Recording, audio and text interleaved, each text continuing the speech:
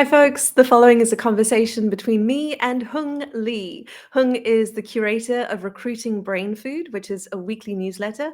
If you're in the recruitment industry, you've got to get it. It's packed with insights and information about what's going on globally in terms of recruitment. And he also does a LinkedIn Live every Friday, which you've got to check out. I absolutely loved this conversation. I learned so much, and it was very entertaining. I hope you enjoy it as much as I did. I've got to ask the question because I love this question specifically for recruiters. Why recruitment? Like, how did you get into it in the first place? You've been doing this for over 20 years. Why recruitment? How did that come to be? There's actually a long story to it, but I'm gonna just like cut it down to the very basics, which is I actually chose to do this. So as I was one of the few people that didn't fall into recruiting. I kind of analyzed what it is that I wanted to achieve at a particular time in my life, and I had a bunch of options in front of me, and one of those was doing recruiting. So Like what so though? What did you choose recruitment over? yeah, I mean, I probably need to put a bit of context to it. So essentially, my sort of journey into the world of work was I would say designed not to succeed when I was younger. So my plan. My plan, I was like, I was a teenage hippie type of person. So I was like, not, I was very keen not to ever get a job, so to speak. Never thought I'd be wearing a Down shirt with and the tie. man, yeah. Correct. Didn't want to do the career climbing business. That wasn't for me. Maybe I'd end up being an academic or something like that. Certainly something away from the world that I knew as work. And I ended up selecting a bunch of academic sort of studies, which I know now that it was almost like a deliberate attempt to sabotage my attempts to be employed. So I was like Now I want to know choosing what more. subjects. What did you choose? Yeah, it's Like like me, choosing more. philosophy or Latin? Hey, there we go, philosophy right there, right? Yeah, So same. moral philosophy was there, ancient history was there. I was thinking, yeah, maybe I'd do some Egyptology or something, something that was literally far out, and there'd be no easy match to any kind of work. I ended up doing anthropology, social anthropology up in St Andrews, which had a really good school there. And that is a pathway towards academia or fieldwork. You could be ending up in the jungle somewhere, gate crashing some village, trying to study people's behaviors and what have you. So And that's what you're hoping for. that was what that was what the plan was, up until sort of as I was getting closer to graduation. I after 3 years 4 years of studies, I became quite disillusioned with the academic world, and I became disillusioned with the anthropological world also. Every discipline has its problems, and I couldn't reconcile myself with those problems, and to a point where I ended up graduating and pretty confident I didn't want to be an anthropologist. But at the same time, I did not know anything else about what I wanted to do either. And my attempts to self-sabotage a career, I can report was successful, because I wasn't able to convert any of my applications to any jobs at all, because it wasn't a classic So you approach. graduated as a social anthropologist. Correct. Did a That's also master's in interesting, social though, that you would anthropology. end up in recruitment, like the study of people, right? Yeah, it's turned out to be relevant. Hmm. It's turned out to be more relevant than perhaps I anticipated. But again, it was like, okay, I'm out of work, I'm unemployed, that's fine. I'll figure out what I was gonna do in due course. Maybe I'd do the classic, or I'll just take a year out and endlessly defer the decision. But as it turned out, I basically ended up having a car accident. So I had a pretty serious car smash. How old were you Ended up then, huh? I was about 21, I think. Okay. And they ended up, I mean, nothing mega serious, no one died or anything. But it was basically I was the one most banged up. But it basically put me into convalescence for about 18 months. So I had about a lot of time. While you were I had a recovering from injuries. Correct. because it was one of those like quite nasty breaks where you have like multiple breaks on one leg or something. And it meant, I don't know, I mean, I now know about how bone repairs, but basically if you break one bone, the doctor will tell you to try and push some exercise through that arm in order to put blood through that area, because blood is going to carry the calcium that's going to repair the bones, right? So this is where you need to stress the bones in order to accelerate your recovery. But in this particular case, I had basically had a compound fracture in about 6 places in my leg. So all the bones are broken. And therefore I wasn't able to put any power through the leg. It had to be immobilized for about 9 months. And that basically meant like super slow recovery because you weren't actually exercising it. And obviously when you're in that situation, you kind of really sitting, not doing too much. You have a lot of time to think.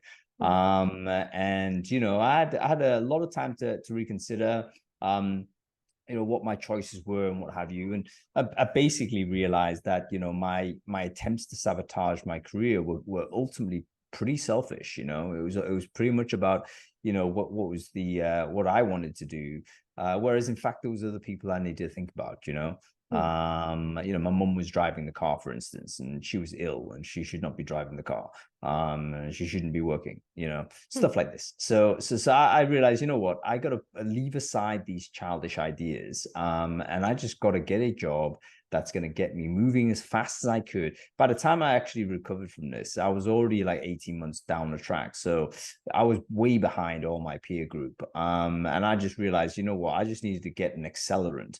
So forget about the type of job. It was more like, what is the job that's going to get me to as fast as I could in terms of career progression and in terms of financial remuneration? What is this? And I kind of, you know, just scouring adverts, saw an advert for a resourcer back in the day in London. And it was paying something like 18K or something. And I just thought, you know what, I'm just 15K it was. And I thought, you know what, I'm going to apply for that. And it seemed to be, you know, recruiting into the technology world.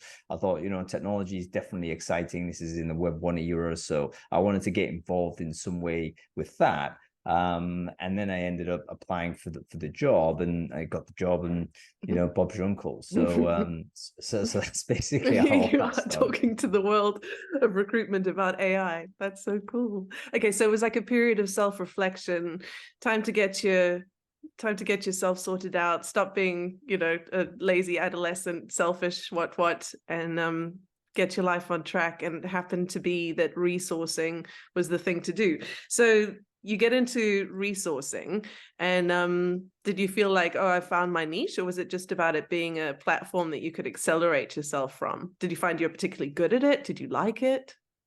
I was super determined. So I wasn't so much like being particularly good at it. It was just I was like very, very motivated. Because coming down sort of after this period of reflection, things do clear out in your mind. You know, I think oftentimes when you have lots of ambiguity as to what it is that you're trying to achieve, that's what kind of puts grit into the engine, so to speak, so you're not moving fast. Here I had absolute like straight clear pathway. I knew exactly what I was going to do, and I was going to do it. So you know, I would say it wasn't particularly recruitment. It was but any job I would have had at that time, I think I would have succeeded at, because I was so determined. You'd found a purpose, like a really clear purpose. Yeah. And to be honest with you, now looking back on the world, what recruitment is, I think motivation is one of the key components of success in the job. You know, there's just simply because you do see so many different varieties of personality succeed in the game, and they all succeed in different ways. So the only unifying measure between all of those people is the self-motivation. You know, I didn't need anybody to manage me to work hard. So and so, also yeah, that yes feeling, right? I mean, people in sales, it's a different thing in different jobs. But I remember in one of my earliest positions, my boss said to me, what is your yes next? What's that thing that makes you go like, yeah? And at the time I was working in sales, and it was sales. And then I realized that I didn't have to just sell things in order to get that feeling. I could get it from finding the perfect person and putting them in the perfect job and helping the company as a result. It still gave me that yes. Was it something similar for you, or was it just that you were moving along your career path, that's what you wanted, that's what was meaningful to you?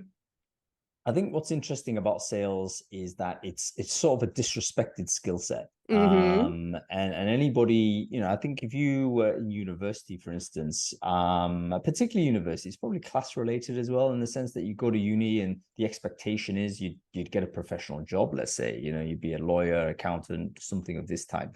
And sales is not a professional job, even though it's a white collar job. It's not perceived in this way, and it's very much denigrated. So I think that's unfairly the case, and it's much maligned, because there's lots of value in being able to have interactions with people and understand their needs to the point where you can deliver against that.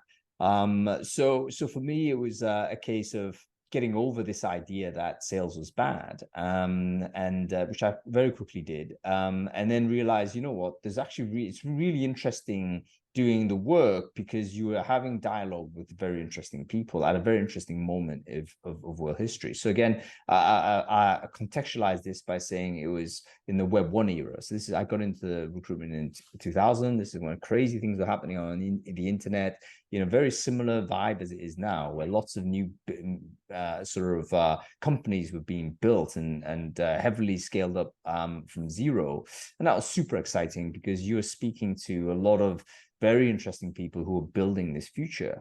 And I never got bored having a conversation with a candidate or with a client. I never had this, get this over with. I remember actually as a young consultant, my manager used to criticize me for not being efficient with my time at interview. He said, Hung, why are you there in that room for like an hour and a half with this guy? You can do that call, you could do that meeting in about 30 minutes. I said, yeah, I could do the meeting in 30 minutes, but what I'm doing is I'm getting trained. This person is literally imparting knowledge onto me, which I would pay huge amounts of money for. If this guy, or this woman, you would be paying, a lot of money per hour to have this person talk to you about what they know. Here, this person's coming in for free. I'm going to use every single minute I can. Totally get that. And so that's to find out, right? To find out what is the machine, what is the mechanics of this person's knowledge base that would be so influential if they were successful. I've got to ask you if there was like a possibility that you could do a little throwback to the types of positions that you were filling back then. Do you remember? Like, oh yeah, 100%. Yeah. You never because it's compared to like what who we're interviewing and hiring now, and the information that was so interesting to you that you're speaking to there. What sorts of roles? I joined what was then called new media. So this is basically web-based recruitment. But this is even before it was called the web. So it was called new media, and the companies in London at the time that were one of the first to start building websites for other companies were typically publishing houses that then morphed into web agencies. So I was recruiting for people like web producers. Back in the day, we called them web producer. What the heck is that? It's essentially like a product manager for a website, I guess. Okay. But it's using the language of media, which is the studio production. So yeah, I was hiring for web producers, and I still remember my first placement. I saw her. Do you remember the tech stack? I do. I was using a tool called Cold Fusion, which Cold Fusion, yeah. Which is, back in the day, it was a competitor to Active Server Pages. So again, this is ancient technology for everyone listening here now, but Active Server Pages was the Microsoft way to deliver a kind of dynamic content to a website. So rather than have a static website, you want to update a database. Yeah, dynamic, that was the thing, right? Deliver it out, right? So Cold Fusion was basically the competitor to that. And no one knows Cold Fusion anymore because it's disappeared. But I was doing some Cold Fusion recruitment back in the day. Amazing. That's awesome. Okay, so I'm not going to ask you to step by step through your CV as if I was interviewing you for a job, but fast forward through to WorkShape. I'd love to hear more about that, because I actually hadn't heard of it before I looked at your profile, and I think it's still relevant, right, to recruiters now. I mean, you co-founded it. What's the story there?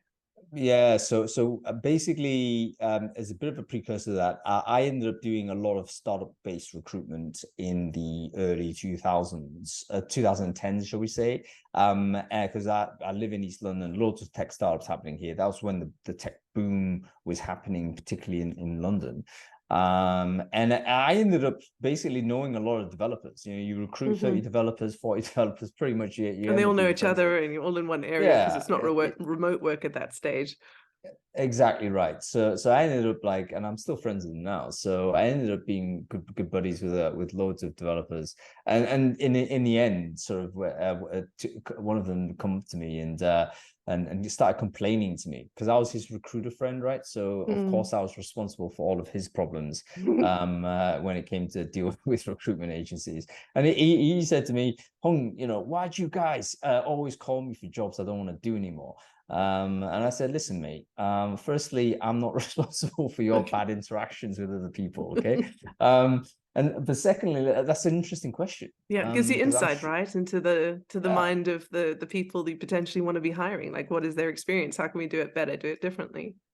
That's exactly right. And I thought to myself, okay, why is it the case that recruiters do, in fact, approach candidates for jobs they're not interested in? And then I realized, you know what, the reason why is quite straightforward. It's because the data that the recruiter has is all historical. You know, we have resumes, CVs, even GitHub submissions or whatever it might be. It's all what this person has done in the past. The fact that we have access to it means it's in the past. And we would therefore call that person based on the past work and think, okay, here's a job for That's you. who they are. That's what they do. Exactly. And but there's no sense that we understand what the future step is or the next step is. But of course, a job search or a job discovery is always about the future. It's what the person wants to do next. And then I started thinking, and me and Gordy started, my co-founder at the time, started thinking, you know, what if we could collect information about what the person wanted to do? What if we can collect the sentiment information and stop that first phone call from happening? Because the recruiter doesn't want to make that call, right? The recruiter doesn't want to make the call saying, hey, I've got this great PHP job to this developer who's got PHP all over his profile. And And sick then to for that death of developer, PHP. that developer says, I want to do React or whatever it is. And then no one wants to have that conversation, right? So can we eliminate that conversation? And we ended up doing something, trying to basically collect sentiment data. Probably the biggest information we had was to collect the sentiment data via rethinking how to describe work. So we thought that another part of the problem was that textual data was actually an issue because text needs to be interpreted. So in other words, I write software developer in a job description, but I mean something different from how that might be read by someone who currently is a software developer in a different business. In fact, there may be different jobs based on the distribution of effort or time on different parts of the technology stack. Similar to recruiting, right? We can say, hey, I'm looking for a recruiter for this, and you think that's the same job. But guess what? You work as a recruiter for a big bank where there's lots of TA team and lots of different this, that, and the other. It'll be very, very different from working as a 360 recruiter and a 3-person agency. Totally different job, right? But it's the same words. And we thought, okay, what if we could get away from the text? The text is the problem. What if we could describe work in terms of time distribution? So in other words, rather than think about work as text, we change the language completely and we think, how much time quantified are you generally spending doing X, Y, and Z activity? And if we could get some sort of quantification on that, even best guess quantification, we'll be able to then draw a chart, a work shape, that would be a visual representation of the work that you wanted to do. So for instance, if I was a recruiter and I hated to do cold calling, I would be able to set my desired next recruiter job at 0 cold calling. But I wanted to do at least 50% working with candidates. I want to do 10% with customers. I want to do this, and this. And then we'd be able to quantify it because we've got numbers now. We can then draw a chart on it, and we would match that chart with a company that has a job of a very similar shape.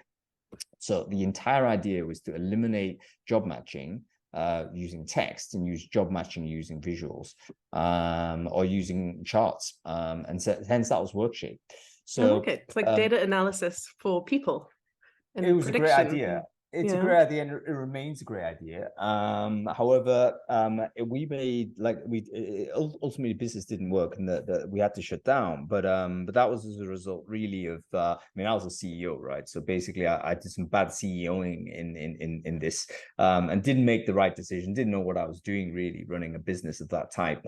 And even though we had a very good start to our life, we made revenue really early on. We built a really cool product. Had lots of respect from the developer community as well, which is one of the things we wanted to achieve. But ultimately we ran out of cash. We had some personal things happening as well, which disrupted core team. Brexit happened, which really damaged our sort of exchange rate. And ultimately we limped on, for a year or two afterwards, but it really didn't succeed commercially as a business. And in fact, the Brainfood kind of story arc begins with Workshape, because it was kind of one of my attempts to try and increase the sales pipeline by building kind of a newsletter that was a non-branded newsletter. I was thinking, right, GDPR is coming down the track here. This is 2015, 16 or so. And I needed to find a way to communicate with the people who I was addressing, which were internal recruiters, but do so in a way that wasn't like a cold smash through the front door direct email. So I thought, okay, why don't I set up a brand neutral email? At least that can have a connection with that person. And then from there, be able to have a conversation at some point about tech hiring. But interesting. as we've So seen, that was going to be my question, was where did Brainfood come from? So it was as a result of wanting to keep the conversation going, keep the connections going with those technical recruiters, because of Workshape. Yeah, absolutely. So we started off in that angle to say, right, can I collect, can I open up this new channel? In the end, it was an interesting psychological journey, because I ended up becoming more motivated by doing the newsletter than I was by doing the software. And by this time, I totally understand how people can get jaded doing any business, particularly a business that isn't succeeding in the way in which you thought it would or should. And by then, I try to ride both horses, really. But really by 2017, I realized that I'd mentally checked out on Workshape. And it was a case, people wanting me to do the newsletter more than anything else. And that was clearly motivating my my day and dominating my time. So if I was to, Yeah, I'm curious to know what the newsletter looked like back then. Like when you started, what was the sort of content compared to, and the evolution of that to what it is now?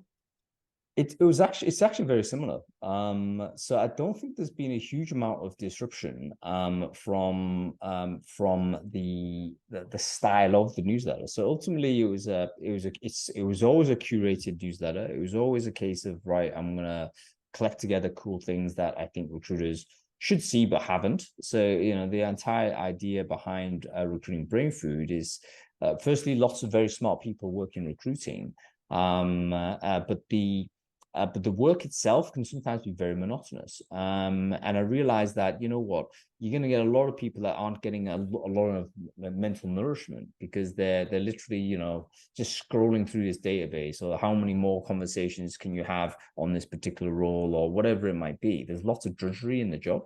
And I just thought, let's try and give these people a bit of stimulation, some interesting things that might just cause them to think differently on the work that they were doing. I was collecting this for myself, so it wasn't just an altruistic thing. This is the sort of content I consume on a personal level in any case. And what the newsletter was simply a way to distribute what I'd already collected. So it's not like it wasn't then, and it still isn't now, like mega work. It's like, I'm going to read this stuff anyway. I've just found a way in which I can get it to more people. And that, Nick, that really helped me in terms of longevity of it, because there was never like a commercial plan or any plan behind Recruiting Brainfood, other than, you know, maybe I can make some more contacts that I could potentially, you know, be useful for WorkShape at some point. But there wasn't any real consideration as to how big it should get, or, you know, what numbers to reach, or any KPI type stuff. Never even crossed my mind that this would be a thing. The intention wasn't to And monetize it from the beginning. And I think that that tone still carries through like 6 years later. It feels like when it pops into your inbox, it's like, hey guys, this is what I've been reading. What do you think? This is what I think's interesting. This is what looks like it's going on in the world. What do you have to say? Like, it's very conversational, and it's very, what's the word? Like inviting. It invites you in to the chat. it's another thing I've learned, Nix, over time, that most people don't want content, they want conversation. And the difference between content and conversation is that content excludes the reader from contributing to it. Whereas conversation is obviously requires the reader to contribute to it. You need to, it's like the difference between going to the movie theater and a proper theater. In a movie, you're watching it, your only option is simply to sit there and consume it. Whereas if you're in a theater, you're interacting with the people on stage. You're interacting with your noise, the atmosphere you're making. Same with sports, right? You go to a sports stadium, you're part of the show, right? You are part of the show. You matter too. And people love that. And then hence this is, you know, has been my approach to content ever since, really. It's about, let's externalize what otherwise might be a private conversation. And guess what? Lots of people like that. And everyone who's involved seems to like it. So I do think this is the way to unlock the content creation process for a lot of people that are struggling right now with, you know, what do I write, or who does anyone care? You know, those questions that are very typical that cross people's minds. Stop thinking about it as content that needs to be distributed. Think of it more as a conversation where you're inviting other people to have to join. And then suddenly the pressure disappears. And not only does the pressure disappear, but you're going to end up actually producing better content, because that's what people want. They want to be involved. Awesome. And is that what motivates you? You said that you kind of started to lose momentum on the WorkShape side of things, but the newsletter still had you motivated. What was it that had you hooked there? Yeah, I mean, basically the motivation was this, because I was going to do it anyway type of idea. But then it was also the case that when you begin to see that people really get value from it, that it becomes a huge motivator when someone emails you to say, yeah, it basically validates, you know, where you're going. And so everyone needs to hear that, because sometimes if you're, you know, trucking away, doing whatever you're doing, you're not getting any like obvious or explicit feedback on this, then it's difficult for you to truly feel that you're adding something positive to the community. But it feels that people do like it and they do need it, and that gives you like mega motivation to continue, I think. And this is basic human stuff, right? I think whenever when I do feel this is kind of related to some in some forms of where mental illness can creep in, is when you're feeling that you're not contributing any value, or no one's depending on you in any way, or, you know, nothing you do matters. That's the language of depression. You know, that's the language of how we describe you know, when we're in a really low moment. But Brainfood keeps you on a high. It keeps me as the curator of it really on a consistent high, because I get sort of the good signals that it matters. So yeah, that's a real blessing that I have right now, for sure. I think it is, as you say, it's like a fundamental human thing. Like, we want what we're doing to matter. We want it to be meaningful, and that can be its own motivation, right? You want to be adding value out there in the world, and when you get that feedback that it's doing it, then absolutely. But just back to what you were saying about conversation rather than content, how did the LinkedIn Lives become? Like, how did you, because that feels like a step towards deeper conversation, you know, from newsletter to LinkedIn Live. So where did that evolution take place, and why?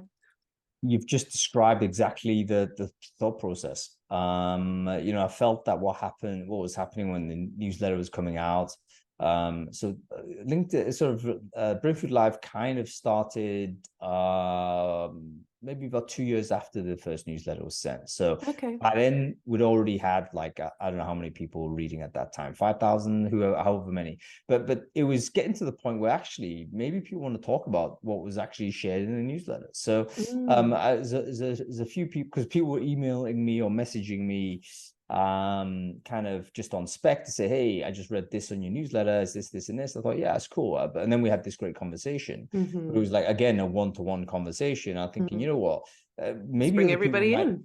yeah, maybe other people might have enjoyed that. So I thought, let's just talk about it. And Brainfood Live was an Adam Gordon, who you know, who's the regular co-host on the show.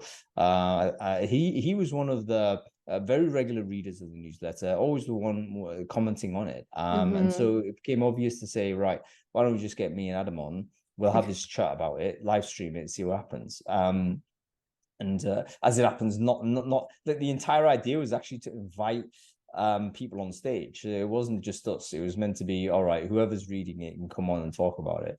But this is like way before Zoom. So no one actually was prepared to come on. It was like we did the first couple of shows. You've created, in a way, a platform for people to become specialist recruiters, you know, to be the person who can talk about that thing and actually have somewhere to go online to talk about it. So in the beginning, I mean, 2 years, no, it's not 2 years ago. How long ago are we talking that the first LinkedIn Live happened? We could probably work it out because we're on episode 220 odd, and it's every week, so it's at least 4 years old. Probably more than that because we weren't. It's not every week, so let's say it's like 4.5, 5 years since we've been doing it. So back then, you're inviting people to this thing, and they're like, I don't know what was their apprehension. Why would they say no? Nix, you would not believe. I mean, I think we've got over it now because we're all on Zoom. But pre-Zoom, no one had their cameras on. People were literally not dressed for anything. And I remember trying to invite people on, and they would literally like bounce out of the show because they were having this oh my god moment. I'm actually going to gun on screen, and basically what happened was we realized we couldn't continue the show in that manner, and that's where we ended up deciding to actually book in guests and have topics of discussion and stuff like this. And the format emerged as a response to the fact no one would come in on spec. And so now, every month there's what's happening next month, the topics of conversation are there, the guests are lined up and so on. So yeah, it's following that conversational format still, but it's a little bit more structured. But then again, I do feel that probably in 2023 you could probably replay the original idea and it would work. Because we're much more comfortable coming on screen now, and yeah, that's it's a fun part of it, which I'd probably try and find a way to redo in some other way. One of the things that I really appreciated, just thinking back to the first time I started watching Recruiting Brainfood, was that you guys don't have any, I mean, obviously recruitment is the wheelhouse in general, but you stretch out to all of these other subjects. I think one of the first one, I was so surprised, and it's not that much of a stretch, but you're talking about immigration and politics and economics and all of these other things. And it felt like a special newsroom just for me, because when you were talking about these subjects outside of recruitment, or at least a stretch away from recruitment, they were still totally relevant to my profession. And I think that's a sign of a really good thing. So you got something to say about that? Like, how did that evolution come about? I suppose recruiting itself was going to be limiting at some point, but you guys seem to play with that really nicely. Well, firstly, thank you, Nix. And again, it's not strategy. So me and Adam never have this. We've never had a conversation about strategy. But it's more like these things, like intuitively we know it matters, right? We know all, like, recruitment is not outside of society. And in fact, getting a job and working is a key part of society. So I think there's lots of things that are happening sort of in a wider frame. So you zoom out a little bit and you realize that cascades into what we're doing, and a lot of the impacts that when they manifest in our workaday recruitment life, it's kind of useful and important to know where that might have emerged from. So yeah, I think it's kind of aligned with the idea of intellectual stimulation, let's say, to say that, you know what, recruiting brain food, it can't just be always about how to on, you know, here's how you do sourcing, or here's how you do this, because we're going to run out of topics pretty soon. And actually there's loads of cool trainers out there that can get you into depth and all this type of stuff. It's a discursive show on topics that matter to the industry, and that is often stuff that's outside of the industry, but you know, it'll affect us in some way. So yeah. It feels like more community and conversation once again than it does you got to get on this train, you got to try this trend, you got to do this thing, you got to try that. I mean, you do touch on new things that are coming up, and obviously you do you guys chat about things that are important that are happening in the industry, but it does feel more like you're kind of visiting a group of like-minded people when you jump on Recruiting Brain Food, rather than, you know, I can't miss it because if I do, I'm going to miss this thing that I have to be doing next. Yeah, it's an informal show, and we want to keep the conversational vibe there, and yeah, that mean sometimes that's not for everyone. You know, some people are very keen to just get, okay, I want to download sort of a very 3 clear top action tricks, points. Yeah, just help me get better at my job, etc. And I think, you know what, there's a lot of content in Brain Food Live that does do that, but that's not the driving force behind doing the show. It's an element of just having a conversation. The reason, again, it's on Friday afternoon. Why? That's not the optimal time to do a live stream. You know, if I was thinking purely to optimize audience numbers, I'd be doing it on Wednesday 12 p.m. You know, but we do it on Friday afternoon because it's the end of the week. I love the timing. I'm always ready to, you know, open a beer and exactly right. You've had a long week, you know, you've had your stuff you get off your chest or whatever, and you know, this is we're going to ease you into the weekend with Brain Food Live. So we see it as a good kind of bookend to the newsletter coming out on Sunday, which is tee you up for the week before. Brain Food Live hopefully is the thing that's going to say, okay, you know, this is drive home listening, or this is stuff that you, as you say, come off the computer, have a beer or something and just listen through or join in. Then hopefully I'll set you up for a good weekend, you know. Awesome. So I know that I asked you for half an hour. We're heading towards 45 minutes. Do you still have time, or do you need to jump off? I've got all the time in the world for you, Nix. Thank you, because I've got so many questions I'm dying to ask you now that we've been chatting and my mind's going all over the place.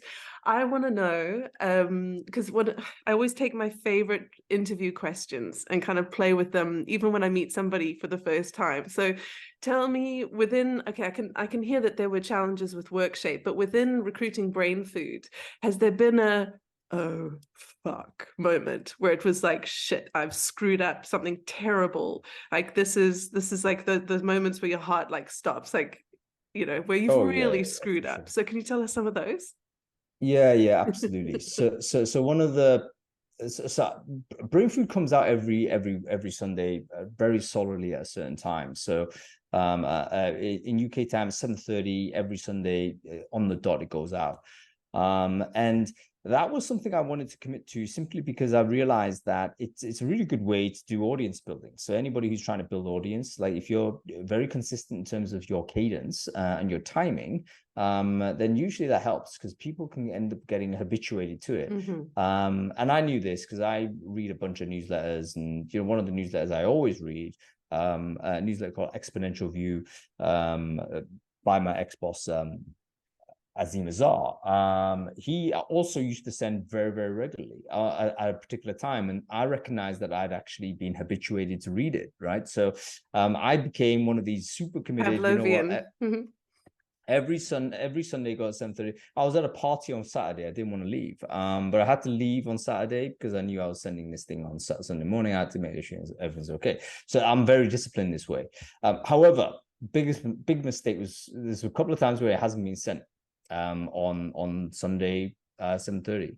At one of those times, I was in I was in Lisbon, I believe, on Saturday. Had a big night on Friday, as you do in Lisbon. You know, it's a really, really nice party city. Everyone goes I think the forever. party's only started about 11 anyway, 11 or 12, right? Exactly. Yeah. Exactly. It So wasn't your just fault, Hung. it was not my fault. And I was on the river. I was on the Tagus Bridge, I think it was, and I was like very hungover, and I was just trying to do something on my phone. Just check various things or whatever, and I accidentally triggered the email. And it went out. And I was like, oh shit, what happened here? What was the database like at the time? Like, how many people we talking here? It might have been 20,000 people on that. So it's it's biggish number, right? It's where, like, you never want to accidentally send any email, not 20,000 emails. Yeah. But anyway, it went out to that group, and I just thought, oh no, this is terrible. What I can't recall it. Sending up a follow-up email is even worse. So you got to just like absorb it. And I just shut the phone off, and I slept the rest of the afternoon because I was It's done hungover, now. There's actually. nothing you can do. And you know what, Nick? My phone was. I woke up and I had like 100 messages on my phone, and it was people online who were saying, "Oh, wow, is Hung all right? You know, is everything okay?" Oh, they were so worried about you. They were worried for Oh, me. that's sweet. And I remember one of my friends, he posted something online, and he was actually very funny with it. It was little bit of a ribbing, but it was a funny observation because he said, "Did anyone else think it was Sunday?" Because Hung sent newsletter, the Recruiting Brainfood's come through, and then I thought, you know what, that's very funny. But then I realized, Yeah. you know what?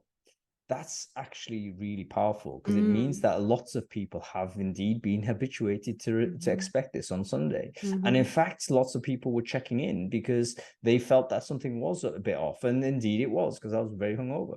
But that taught me a lot about habits, and it taught me a lot about mistakes as well, in the sense that mistakes are so forgivable, particularly if you're doing something that people consider to be a +1, like just a nice thing that people have. If you're walking around and you're interacting with people and you're leaving people with a +1 to their day, rather than dragging them down to a -5 or whatever, if you're just doing something that's slightly above plus, then you're going to get a lot of positive support. And in times where you've had a mistake, then it's almost entirely welcoming. I can't remember a single negative message, actually. No. People want you to be a person, right? It just makes you even more lovable and forgivable. It's like, yeah, I do that too sometimes. Do you know what? That's the third thing that's worth bearing in mind, because sometimes making a mistake is a humanizing action, and people who never make mistakes, I think ultimately, I mean, firstly, credit to them because they're very disciplined. Also, they're and terrifying. Yeah, they're scary though, and there's an emotional distance between someone who's perfect and someone like everyone else who is imperfect. And so of course everyone is imperfect. So I guess what I'm trying to say is that sometimes it helps to just expose the imperfections a little bit. Totally. And this feeds back into the idea of having conversations rather than content. Because once you have, let's say you have a mindset that this is content, then guess what? You're trying to make this thing perfect. But you know what? Next, you go and meet your friends and think you're going to have a perfect conversation. You don't, do you? No one does that. You'd be a complete nutcase if that would that's be your weird. mindset. Yeah, you go in, you're just gonna have a chat, right? It's gonna go all over the place. It's part of the wonder of it. And once you switch your mindset to let's have a public conversation, the stress of producing content disappears because you don't care about imperfections anymore.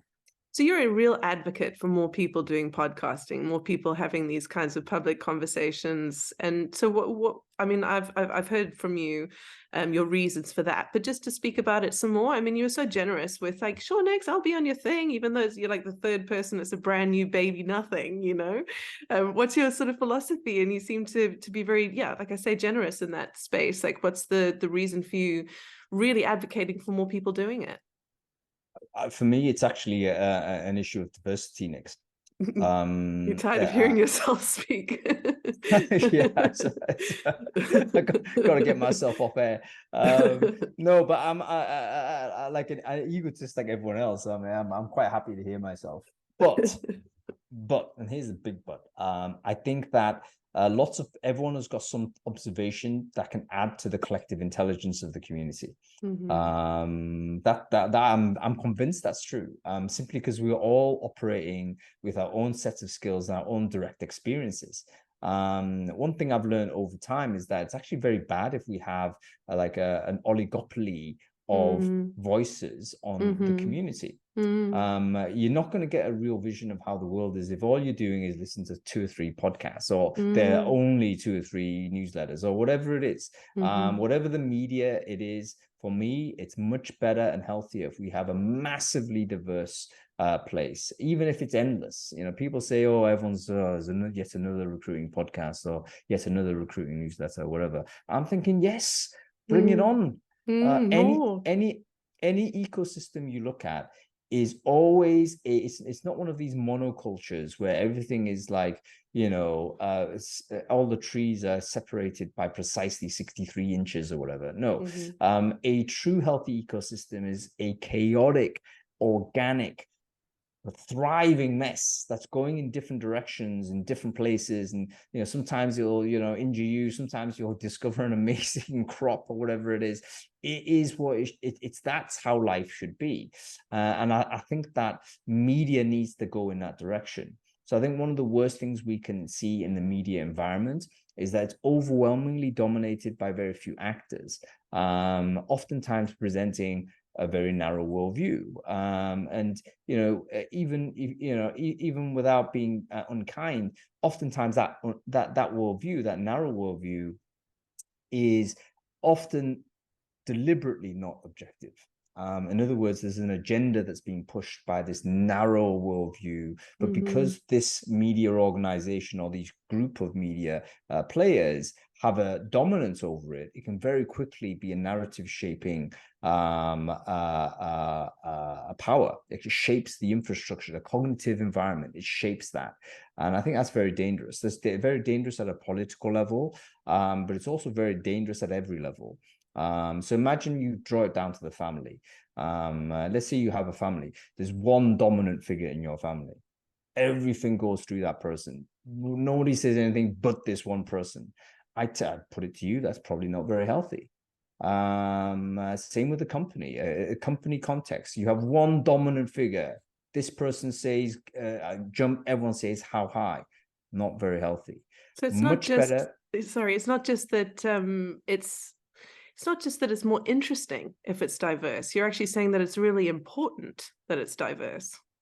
100% more important. It's important we claim our own publicity. So this goes back to an off-air conversation we mentioned, Nix.